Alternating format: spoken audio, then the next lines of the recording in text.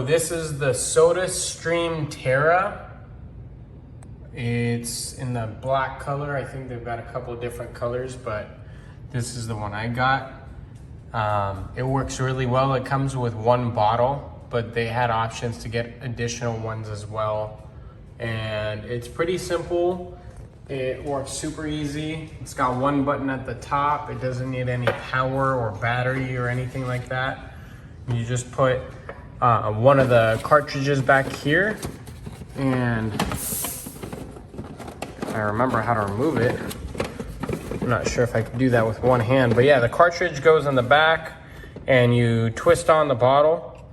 And actually, I don't even think it really twists. It's just kind of like clips in, and you lock it down in place, and then you just click the button and it starts to fizz it up basically. And you can add flavors, and it says to add the flavors afterwards. I've only done it once or twice, but yeah, you definitely want to add it afterwards, or it just kind of gets everywhere, I guess.